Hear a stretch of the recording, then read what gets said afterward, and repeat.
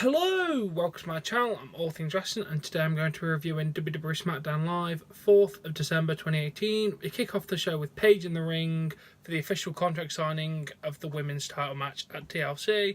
She says it's not just the land of opportunity, it's where history is made. She's honoured to sanction the TLC match for the women's title in not just a normal match, a triple threat match. She brings out Asuka, then Charlotte, then Becky.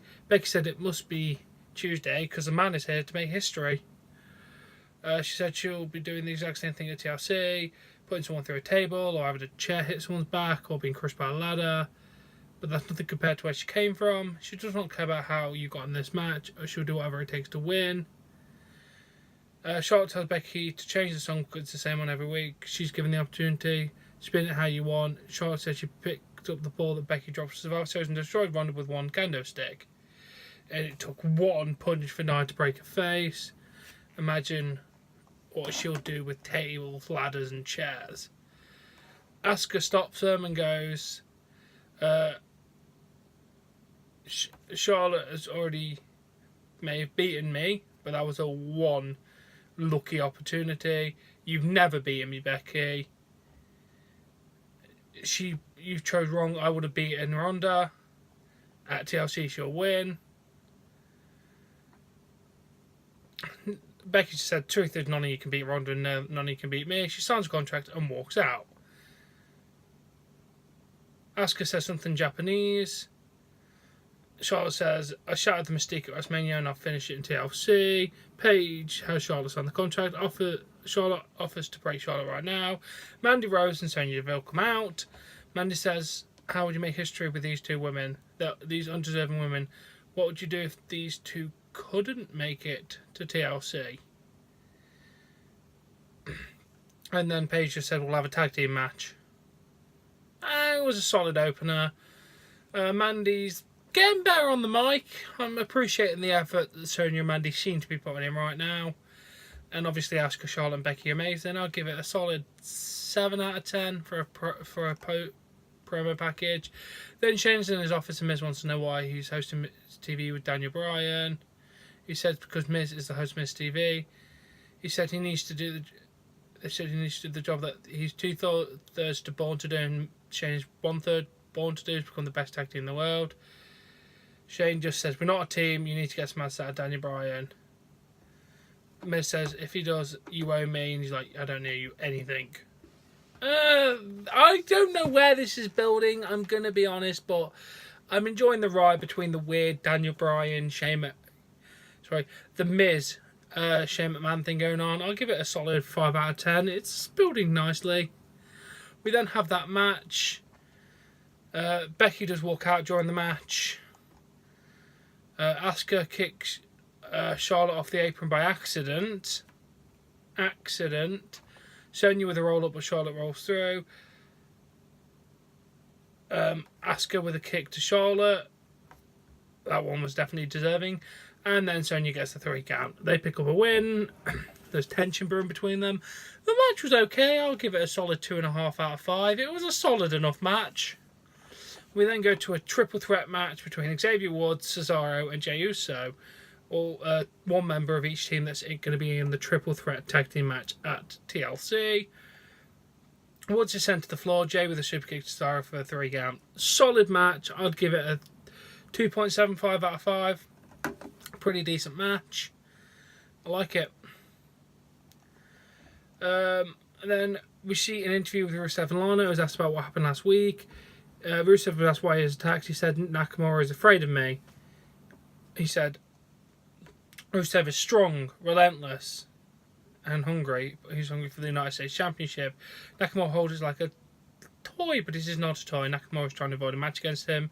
Nakamura will not avoid him this time. Rusev said that he'll get his hands on Nakamura and feast on Nakamura in the greatest holiday. Walks off screen, comes back. Rusev Day! It was a decent enough promo. 5.5 out of 10. I did like it. It did make me chuckle. We then go to Miz TV. It's interrupted by Carmella and R-Truth for a dance break. I love that. I'm just going to give that little dance break thing a solid 4 out of 10. It was just amusing. Then Daniel Bryan comes down. He says, you're finally seeing the light of what I've been saying. I'm alright all along. And then Daniel's like, goes on about a whole stew of things talking about Alexander Hamilton for some reason. And what it's going to be like when he's the knowledge of old Daniel Bryan with the brutality of the new one. Miz says what Alexander wrote is what he said for years. The only reason you have the championship is because you did whatever it's talking. That's what he told him. He's just like, I kicked one man in the groin once on one day. He then goes on to full vegan mode. I shit you not. Full on vegan mode. Going about people are harming the earth every day with leaders' consumption, plastic water bottles, factory farm meat which sends methane into the air and affects the climate. I don't know why he went for vegan mode. It was so funny though, seriously. He does it again on commentary in the main event about water bottles and all this general crap. I don't know why he went vegan mode, but it's really funny. If you want to count sins, he kicked one man in the groin, one da. People continue to commit countless atrocities, going to see us every single day. Daniel says, you've been paying me as a bad guy for 8 years, but you had fooled. I saw through it all. He asked a simple question: are you WWE champion because you listened to what I said? Yes or no? Daniel says, yes. No. Yes. No. It does not matter. The only thing that matters is that old Daniel Bryan is dead. The S movement with these logos, dead. At this point, you not do anything about it. Here's your WWE champion, the new Daniel Bryan. And then Daniel starts yelling, fickle, fickle, fickle, towards the crowd. AJ Styles makes his way to the ring. Bryan pushes Miz into Styles. Styles kicks Miz and then gets Daniel in the ringside area. Miz tries to punch Styles 40 a moment ago. Styles punches Bryan. Miz gives Styles a skull-crushing finale, and Bryan goes to the floor. Yeah, that was a decent promo. I'm going to give that a solid 8 out of 10. Just because it went on such bizarre tangents. I don't know. It was just really funny. Honestly, that's one to seek out for this week. Then we have a promo for Orton saying Mayhem Show should stay away. Tonight the new cock explosion for under the floorboards. It looks like we'll have to stomp on Jeff Hardy one last time. We then have a match. Joe does appear on the Titantron when he was going for a Swanton bomb onto Randy Orton sitting on an announce table. He said he's watching the match and Orton hits an RKO for the 3 count. Which is... It was an alright match. I'm going to give it a 2 out of 5. But Samoa Joe said that was a tough break. We talk about the dangers of excess. Moderation is key in life. You can choose to have a few drinks and go home at night, or you can have 14 and wake up in jail unless you don't wake up at all. Joe tells everyone to drink responsibly. Which again is more shots at Jeff Hardy, but why is Samoa Joe telling us to drink responsibly? Here is Samoa Joe on alcohol safety. Because he's just the man to do it. I don't know. It was not a bad thing overall. I'll go for the whole segment with Randy Orton and the Joe and all that kind of stuff to push it up. Overall for a segment, including the match, about a 7 out of 10. We then have Daniel's in the back. He was asked why he's still in the building. Daniel says he does not run. He does everything with a purpose. He's now going to do commentary. The match was solid enough. Styles sends Miz into the ring post. Daniel Bryan pulls Styles down. Styles kicks Bryan. Styles with a calf crush and Miz taps out. Solid match, 3 out of 5. After the match, Bryan clips Styles, smacks his leg around the ring post.